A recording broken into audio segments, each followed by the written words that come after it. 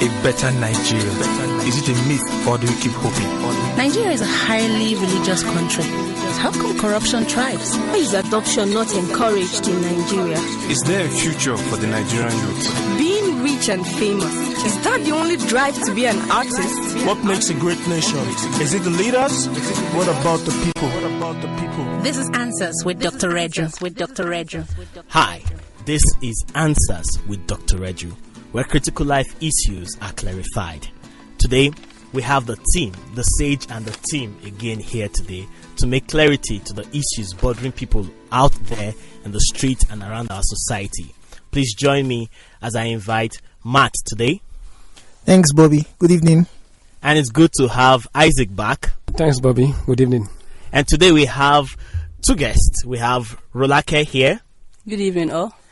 And then we have a listener, a young listener that has been with us over the weeks and she's been listening, and we invited her today. Her name is Nyam. Good evening. Yeah, good to have all of you.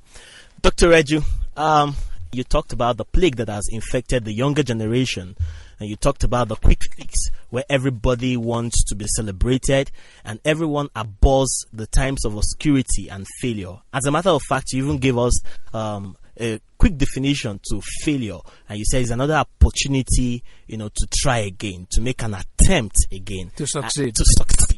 And and you're better off when you have failed. Very well. And Dr. Reju, that left me throughout this week. I saw some things and I heard some things.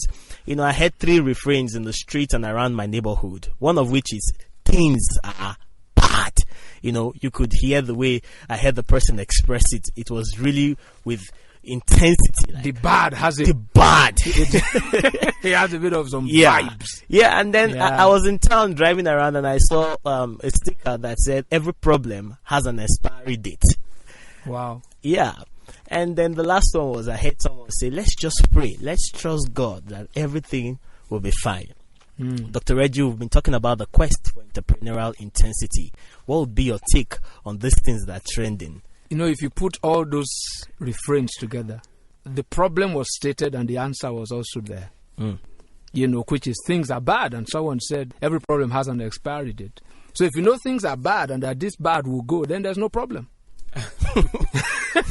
Then there's no problem. Just focus on how do I stay it out. There's a joke that I saw somewhere. I think maybe it's on WhatsApp. Maybe it's, these kind of jokes that fly around on WhatsApp. Okay. And somebody said, they said things are bad and people queue at the ATM. What are they withdrawing? They are sins?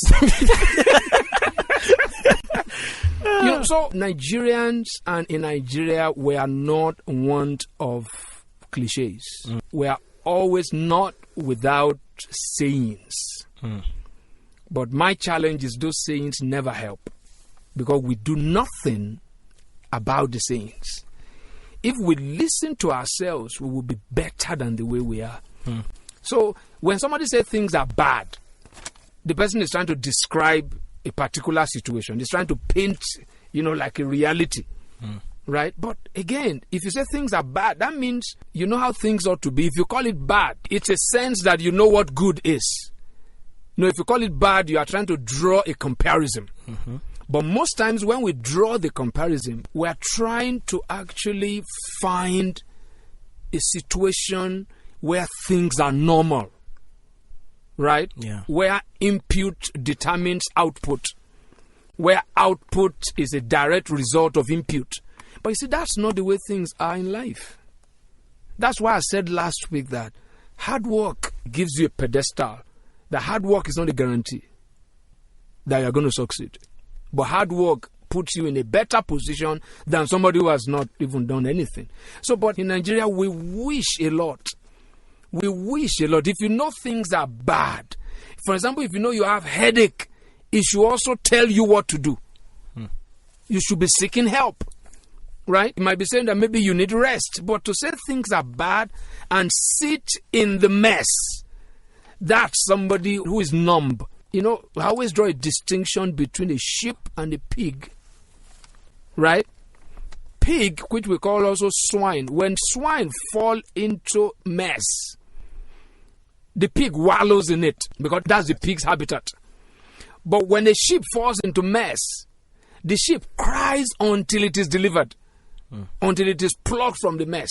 You know the difference between a pig and a sheep by how they operate inside mess. But you see, human beings are not wired for bad situations. So when situations are bad, it's like a symptom. In fact, being bad is a sign of health, that you know that things are bad. It's telling you that, okay, this is not acceptable. This is not the way things should be. So, but many times we just delight in saying it.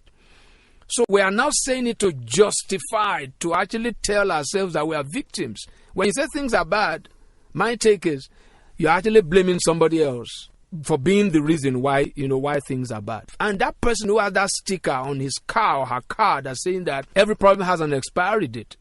Now the expiry date won't come, you make it come. Wow. You have to force it to come. If you know that this particular problem has an expiry date, you don't wait for the expiry date, you force it to come. Because it's not just something that just rolls. If you don't deal with the problem, you see, things on earth, when they are left unattended to, they rot. If a human being refuses to maintain himself, you don't brush your teeth, you don't have your bath, you don't comb your hair, you age. You will see a 19-year-old guy will look like 80. Because things in this life has to be maintained. You have to affect things for you to make it to the way you ought to be. But many times, our perceptions are wrong. That's why somebody will say things are bad and he walks away and he's not doing anything. Well, Dr. Reju, with all you've said now, how do you now expect us to rightly perceive things? Remember, we talked about adventure being, centered around how we perceive, inconvenience. Inconvenience, rightly considered. So what is your position on how we should perceive things right now? There are people who don't even know that things are bad. That's somebody who is already a victim. That things are bad, it means that you know how things ought to be. And because you already know how things ought to be, you want to begin to march towards that. Now, the next question is now, what do I do to getting things to be good? That will now require an action. It will require a decision. It will require going against an opposition, because bad won't go until you turn it. So that brings us back to the fact that things are bad. How are you going to consider that? If it is rightly considered, it will lead you to an adventure. If it is wrongly considered, you back off. You begin to whine. You begin to complain. And I've never seen complain solve any kind of problem. So things are bad means it is not the way it's supposed to be. So it still brings us back to that thing that in the face of things that are bad, it is a call now for people to be courageous. How do I face this? How do I take the bull, the way they say it, by the horn? Because the bull charges. But there's a way you can, once you can handle the horn of the bull, it is dangerous, but that's actually where you actually get to begin to tame the bull. So it's not a time to complain, because things might be bad in your zone. Things are good somewhere else. What accounts for the difference? That's the question that we need to ask. Because in every bad situation, some people are benefiting. And what I always say is, because we're talking about being entrepreneurial, getting into areas where you've never been before. If this is a time, I believe, for people to be very, very, to think of business. And when you think of business, you want to think of services to render. When things are bad, people need things. People need stuff. And my counsel for business has always been what? See a need in this bad atmosphere. What is it that people need? Right? And when you see what people need, that takes us back to that thing that we've discussed before. How do I position myself to be able to meet that need? That will require some skill acquisition. Read about it. Study it. And then, if I'm going to do this, who do I need around me to be able to do that? Then you get that. At the end of that line, you come up with a product. It might not be a tangible product, it might be a service. People still need things, and they will pay for it in the middle of how bad things are. They'll pay for it. Because in every bad situation, there's always opportunities. The neighborhood is under threat. of armed robbers and all those kind of things, sellers of dog might make money. Okay, sir, you said we should have the entrepreneurial spirit. But most of us have gone into this and we meet brick wall after brick wall after brick wall and we get frustrated. What is your advice? What can we do about such Now, you, again, in your question is the answer, right? You call it what? A brick wall. You call it a brick wall because you believe there's something at the other side of it. Break it down. Right? You never told me that it's impossible. You said it's a brick wall. That's an opposition. It's like a striker in a football game. Complain about the defender. The defender is there to stop you from scoring the goal, and you are here to score the goal. So what do you live to do? How do I get past the defender? With defenders there, do people score goals? From childhood, human beings must be taught about being competitive and not competing with somebody else. First of all, compete against yourself. Overcome your own brick walls, your own limitations. Things Are Bad is not a new song. Well, Dr. Reju, you talked about courage. Yeah. And I know behind these narratives we hear, there's this subtle fear. Absolutely. And that is what is responsible for these narratives. Yeah. And because I'll pull us back to where you talked about we confronting our disposition for stability and ease. security. That's exactly. Right. That's and, right. you know, it actually goes contrary to what we hear around.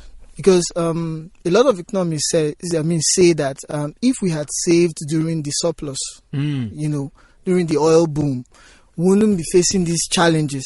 They are just saving the money and saving the money. Yeah. Others, the economics will tell you, okay, save during the time of plenty so that when there isn't much, you bring this one out. Yeah. Because all we're trying to do around is we're looking for that stability, that security, so that when things get bad, right? Now, but you are saying we should fight that need to run for stability and for security. I think you have to... You know, savings is a risk. Okay. You can save and inflation might make nonsense of what you've saved. Yeah. Rather than using the word save, I would say invest, especially in people. Right? In people.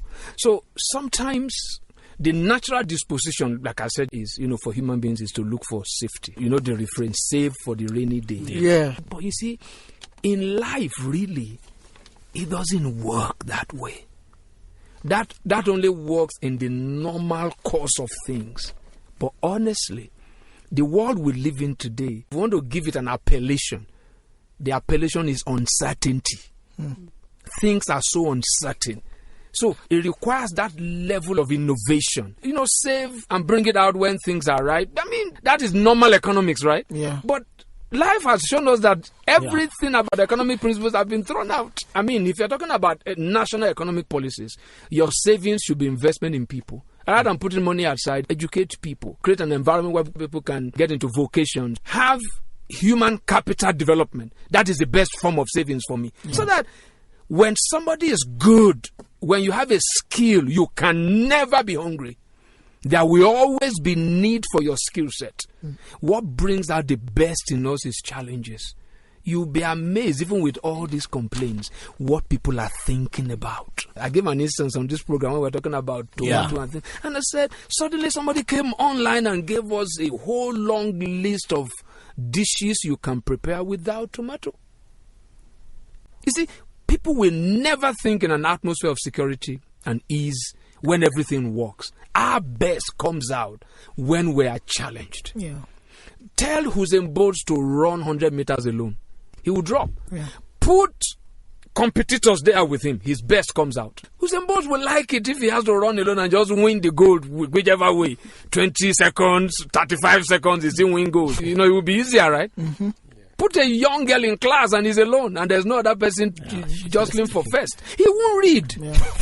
You see, this is the way life is. I believe that what we are seeing is a loud reminder of how things have always been.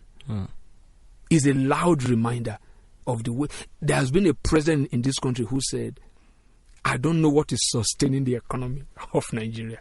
And you see, there's something else you said maybe in your intro about do we pray. And you see, prayer must walk on 2 feet.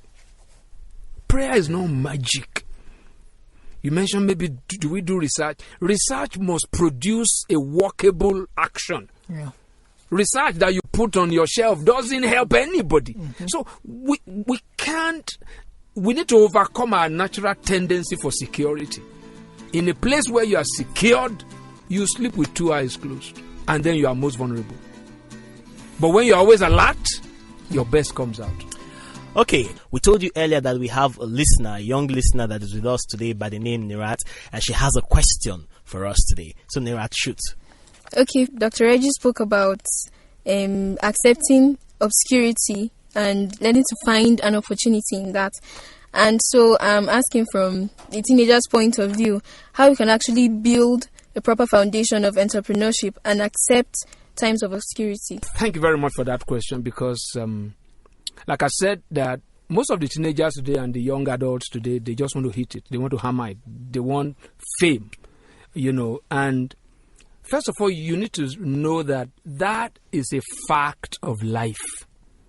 That there are times when you start something right, it will not become a bestseller if it's a book in one day. There are times of obscurity. The time of obscurity is a time when you are just doing something in one little corner, but that you believe in it. The way to actually weather the storm, because time of obscurity is not fun. The way to weather the storm is to believe in what you are doing, that this is right. You don't want to believe in the rightness of what you are doing based on the value other people place on it, but the value that you place on it. If you don't value education, going from primary 1 to SS3 will be burdensome. You must believe in the efficacy, in the potential, in the power, in the opportunities that come with being educated. That's how you can go through that pain of exam, preparing, and all those kind of things. So the time of obscurity is actually where you build strength. You build courage. Okay. You learn the ropes of what life out there or any other person can teach you. It's something that you have to value it. That I won't just be popular in one day. I won't just be known one day. I won't just come up with a product that is like Facebook one day. I will not just be the founder and the managing director of Twitter one day. That life says there will be times when you are not known. Like I said, it's a fact of life. There's a time you were in the womb. Nobody knew you. Right? That's the time of obscurity. If a woman never conceives and a child just appears, everybody will run. Because that child didn't have the time of obscurity. There's always a time when things are hidden, where you are not known. But there's a time of your unveiling also. And the unveiling is not now that you want to have a name, you want to have money, you want to be a blessing, you want to add value to life, you want to be able to improve, humanity's value. That's the thrill. That's the thrill. Understood? Yes, sir. Great. So, in other words, you can say that obscurity is not totally a bad thing, because that's it's the best thing that can ever happen to anybody. In fact, if you go to the Bible, you discover that Jesus Christ actually did a ministry for 3.5 years. Yes, actually. But he prepared for 30 years. That's a very good example of somebody who founded a company 2,000 years ago, and the company is still thriving. He founded the gospel, what we call Christianity today, 2,000 years ago. People are still, all fired up for it. So look at that, not in terms of church or whatever. Imagine that as a business. That he started a business 2,000 years ago. The stocks are still very high on the stock exchange. Yeah. Thank you very much. Yeah, Dr. Reju, now you mentioned about what Jesus founded. Let me backtrack a little bit. Okay. Rolly asked the question earlier that how about if an entrepreneur makes an attempt and meets with a brick wall? People that are Christians possibly would flip their hands in the air, throw their hands and say, maybe God is speaking something that I've not heard since. Like and what? It's time for me. That's not the way he wanted me to go. So let me give up, or let me find another route. I don't know how you would put that's a very dicey question. Yeah. Because where church, Christianity, and the way pastors and all these kind of things, the way they've defined God now, it's not been reduced to your own personal definition of God. people serve their own God now, the God that they created. Yeah. So that's a very, very difficult question for me to answer. But as somebody who has read a bit of the Bible, I see a consistency. You know, because you said specifically Christians say that, I see a consistency that really the way God actually leads people in the Bible is with oppositions, is with brick walls. The sign that God might be there is that there is an opposition. That's why even in life, if you do bad things, you hardly have any kind of opposition. But you try to do something good. I mean, if you look at the story that everybody read in maybe in CRK or BK, if you did Bible knowledge in my own days, when Israel was going to the promised land, the giants there, they were like brick walls. That wasn't a sign for them to go back. It was a sign for them to go through. You know, so life is about brick walls and overcoming them. Yeah. Dr. Reju, I'll take my question to your response to that question on obscurity. Okay. Yeah. You talked about the youth wanting to hit it now. Yeah. They want to make it happen. Jet age, they call it. Exactly. I know jet. Sharp. Well, you know, during the seminar, you talked about the need for, you called it more like a healthy urgency. You know, the entrepreneur, the pioneer is not supposed to be laid back. He's supposed to see that this route I'm taking, though obscure, you know, I should not just play around it. I should take it like my life. Now, but you see, I've been privileged to attend another seminar, you know, which you talked about another aspect of life. And you talked about the hurry sickness. And you know, as we talk about these things, I know there are people out there that just want to jump immediately and start, okay, I must make my hammer today. The bar must flow today, right? Wow. Now, how The bar. Wow. So how can you, because I want you to help explain to us, right, the difference between that healthy tension, right? Yes, that healthy urgency and then that hurry sickness. You know, I like the way you're reminding me of the way it was phrased. It's a healthy urgency.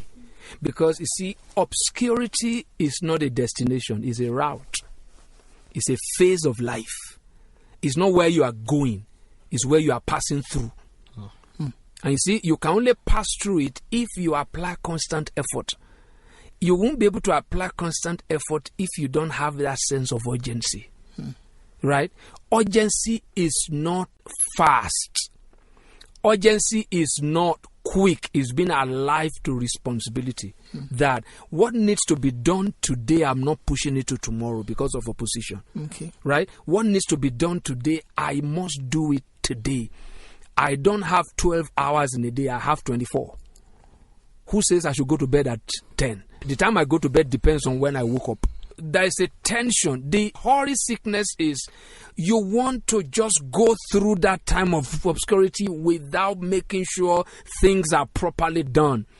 In the school of life, there is no double promotion. You can't jump from age 6 to 9. The urgency is not skipping steps. Okay. And the being slow, right, is not being behind schedule. Okay. Is being on schedule. So you actually overcome the hurry sickness by embracing that element, that mentality of healthy urgency, which means being alive to responsibilities, making sure every stage of life is well lived. An example, people leave SS3 and they go to 100 level university. They struggle because it's not normal. They skip 2 years of A levels. Yeah. Most people, they struggle in 100 level when they just leave SS3 to 100 level, right? They pick up with time, but it just shows that this is not the way life should be, because you just keep lower 6, which happen to be very common in our days, and upper 6. Right? Because in terms of age, mentally, psychologically, emotionally, you are ready for that kind of life. So there's a balance of that, overcoming that hurry sickness by embracing a mentality of healthy urgency. Thank you. So have a great evening.